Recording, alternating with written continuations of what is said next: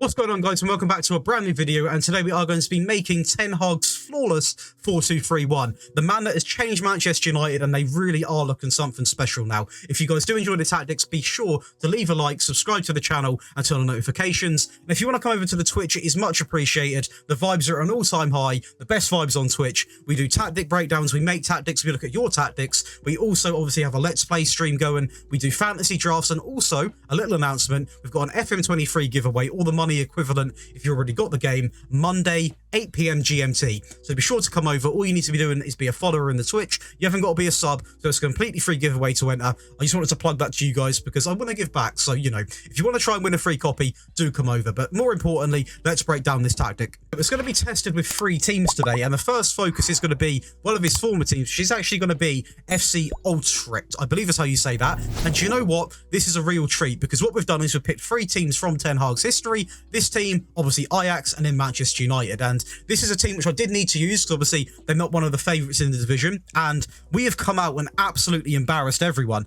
Beaten Ajax only by a slender 3 points, but still a very, very good season. Scoring 91 goals and only conceding 18. Now, I will say this tactic is goals, goals, goals. Genuinely, you don't have any issue with scoring them. I mean, you really don't. It works so well at that side of the game. And something I was very impressive while actually looking at this, you know, in the editing phase of it. But do you know what?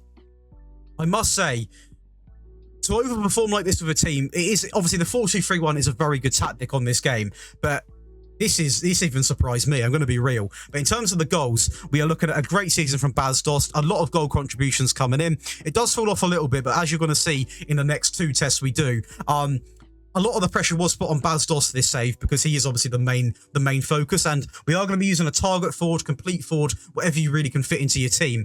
And he really thrives in that position, so that is why he done so well, in my opinion. But in terms of the assisters as well, we're going to be seeing here, again, a few people getting involved with the assists. Obviously, we didn't score, you know, 190 goals this season. We did actually score a lot with Ajax, so I must admit. But overall, enough goals and assists to get the job done, which in my opinion is all that matters. You can see here, obviously, you know, first place is absolutely crazy. It really is. And in terms of the data hub, 2.68 goals per game and only conceded 0.53. So a very, very impressive season. A good pass good pass completion as well, which is something that obviously you can expect to see in Ten Hag systems.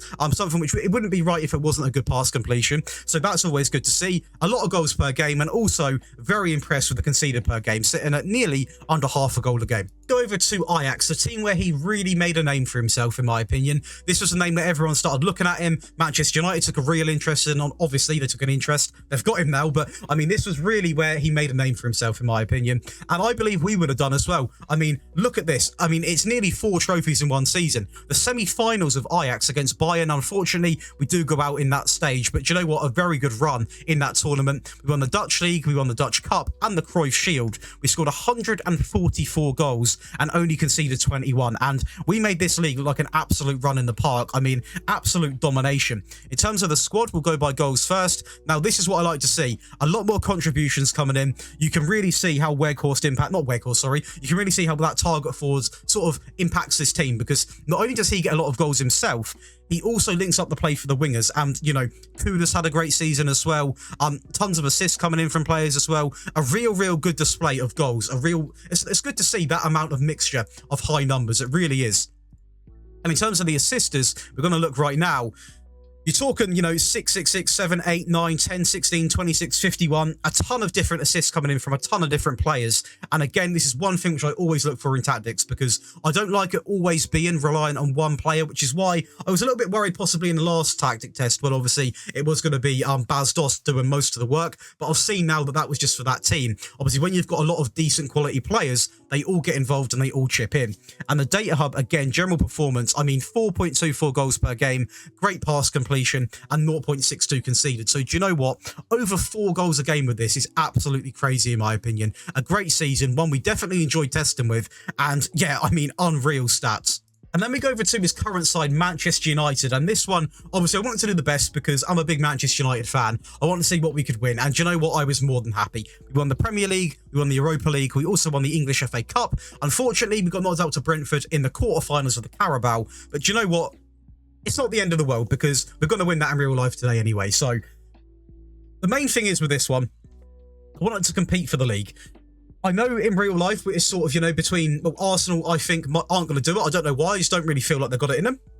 I think they're going to slip up, but do let me know what you think in the comments. But I wanted to see how far we could get up the table. And do you know what? It's absolutely incredible. 94 points, Man City got 92, obviously making us the champions. 113 goals scored and only 22 conceded.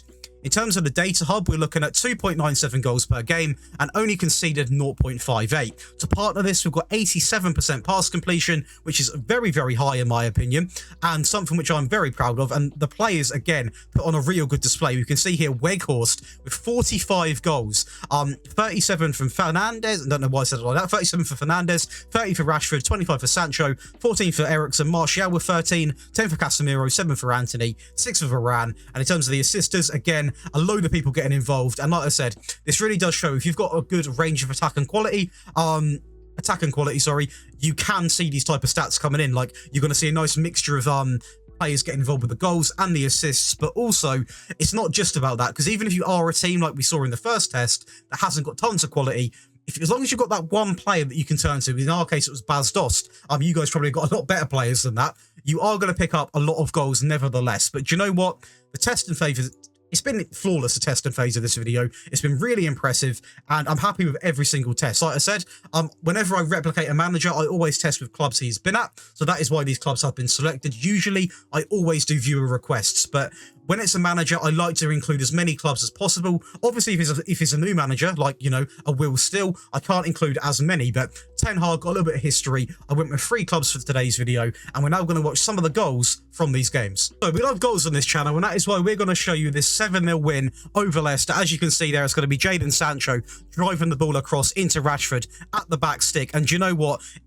This game was a bit of a funny one. That's why I picked it out, because some of the goals were very questionable, and we are going to be watching 2 games, so don't worry. The dodgy goals that you are going to see some real good quality as well. As Van der Beek puts, it's a bit of a dangerous one there from the keeper. It's not the best place to parry it, by no means of the imagination. As Van der Beek goes through, has a little touch of the ball, drives it back. It's off Rico, Rashford off the defender again. It's a very scrappy goal, and it's one thing which I must say, Leicester always seem to do this. Whenever we actually watch highlights against them, they always have got a mistake in them, which is interesting to see. As Jadon Sancho cuts it back here into Casemiro, who hits it, and again, Rico has got to be doing better. I mean, he's had an absolute stinker so far this game, but it is quite funny to see as Rashford goes down the left-hand side again, cuts it back into Malacia, into Fred, and look at this, by the way. McTominay, touch, pause, engage, bar and down, into the top right corner. Can you do that more in real life? Please do. Honestly, what a goal from him, though. Rashford goes again down the left-hand side here, just driving at that back line, doing such a good job.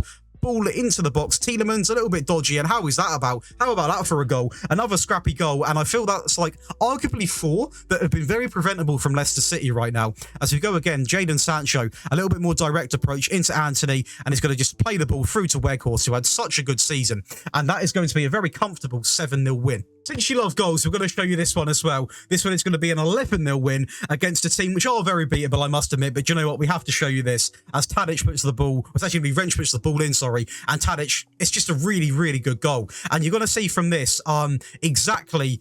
Well, it's on TV, by the way, so it's a little bit more of, you know, a zoned out point of view. But you can see exactly how the passes sort of get thread through. There's a lot of goals in this game, so do take it in. One thing I credit this tactic on is how good the balls are into the box. Obviously, this one is going to be a pen, but the way that we transition from wide areas into more central is literally flawless, in my opinion. Something that we're also used to seeing with Manchester United. As Tadic goes across into Broby, or Broby, I believe is how you say that. Is he going to square it? He's not. He's going to go alone. Obviously, that selfish striker instinct, something which we do love to see on this channel.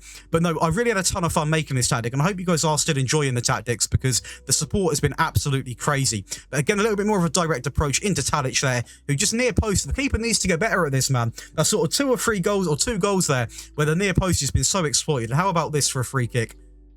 Tadic, 34 years of age, by the way, putting up incredible stats and just having a really, really good season. Into Blind, into Bassi, and this is what we want to see. Look at this from Bassi. A lovely ball over the top, good flick on, and it's a little bit more of a direct approach, and obviously that is something you can expect while rolling with a target forward as well. It's something which we do love to see. As Wrench, this is shocking defending. Look at the amount of time. No one presses him, and look at the ball into the box. No marking either. Literally, a perfect run down the right. It's a fantastic ball from Wrench and a great first-time finish, but come on, you can't allow tactics like this to have that much time. It's absolutely shocking. As Batty picks up the ball here, a beautiful ball, almost like a loop ball, and a perfect header to finish it off. I mean, we are seeing a variety of goals in this game. That's why I had to include it. I mean, a flawless performance, and look at that for a ping from Dusan Tadic. Obviously, the wide players will always be in this type of space as well. As he goes alone, hits it. That one was right. It was literally off the keeper's chest. But do you know what? I feel like at this point, if I was the other team, I would have given up as well. Kudus, again, had such a good season with us. He really did. A ball over the top, a little flick on into Brobby, hits it down and bang. Down the middle again, though, I'd argue, but a lot of power. As I always, I feel sorry for the keeper. I mean, look at the stats. It was an absolute bloodbath. But you know what? A ton of goals there. I believe that's actually going to be 18 goals we've just seen go in without conceding one, which is always good to see. But we've seen a wide variety of the goals that go in. And now we're going to go into your favourite part of the video, which is going to be breaking down the tactic. So before we do break down the tactic, though, guys, if you are enjoying the video so far, please do leave a like on it, subscribe to the channel, and do come over to the Twitch. We're going to obviously be giving away a copy of FM23 or the money equivalent Monday at 8 PM. So do be there for a chance to win it, and do come over just in general. It's really a real good community we've been given, and you know what? Everyone's super nice. The generosity has been through the roof. We've also got a Discord server you're welcome to join. There's over 200 people in there now that all love FM. So if you love FM, you've got to join. The link is in the description as well. But let's go ahead and break down the Eric Goathag tactic. So it's going to be based off the 4-2-3-1, as I did mention before. And it is what you can expect to see in the United team. So we've obviously got the target forward, which is going to be Weghorst.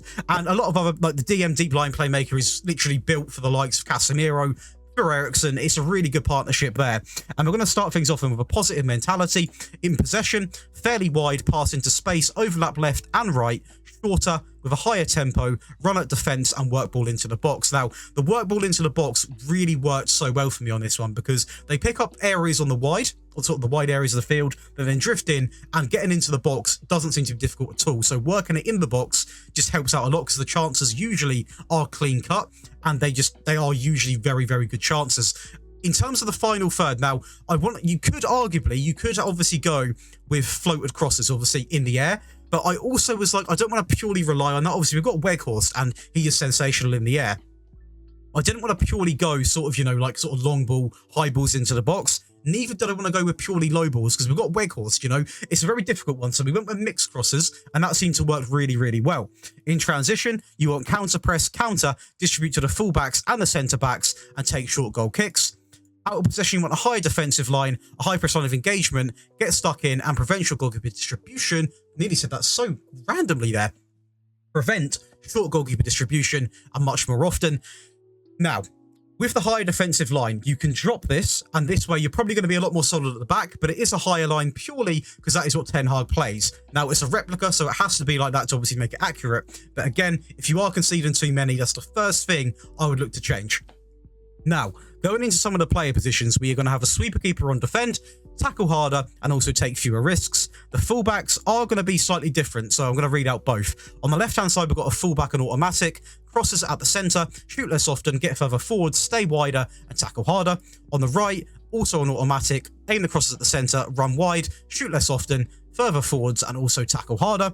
Two ball playing defenders now, which are going to be exactly the same. So I will read out one, both on defend, stay wider, take more risks, and also hold position. I will say right now, by the way, as we go through this, if you are getting too many bookings, you can also get stuck in terms of the out of possession, but also on the players, remove it from some of the players. I'd probably recommend the back line would be the area to take them off. The midfield, in my opinion, needs it because it makes them really aggressive and it just gets in the opposition's face. That would be what I'd go with.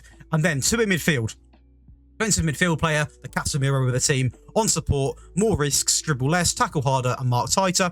A deep line playmaker, mark tighter, shoot less often, more risks, and also hold position. The AM obviously had such a good impact on this team. Look at Kudus, for example. On attack, dribble more, roam from position, move into the channels, tackle harder, and get further forwards. On the left-hand side is an inverted winger on attack. Shoot more often, dribble more, cut inside with the ball, and get further forwards. And on the right-hand side, we've got an inside forward this time on attack. pass it shorter, shoot more often, roam from position, tackle harder, dribble more, cut inside with the ball, take more risks, cross less often, and also get further forwards. Now, it might look like a lot of instructions, but that is really the best thing to do because it literally got the best out of these front three. It really did. And to finish it off, the target forward on attack, roam from position, hold up ball, and dribble less. And that is going to be this tactic broken down. As I said, if you guys ever need help with my tactics, your tactics, do come over to the Twitch or ping me a message on Twitter, Instagram, via the Discord. Any single one of them would, you know, any of them is going to work. I'm going to respond to absolutely any of them. So if you do need help, I'm always here. So just ping me a message. But that is going to be the tactic broken down. Personally, it's probably my funnest tactic I've ever made because I'm a big Ten Hag fan. Obviously, I'm a United fan. So I'm going to be a little bit biased towards it. But a real lot of fun, I'm going to be honest with you. But if you guys do want to download the tactic, it's going to be available on the FM Scout website, or you can copy it click for click. That is completely up to you. But that is going to be it for me today, guys. I hope you guys have enjoyed the video.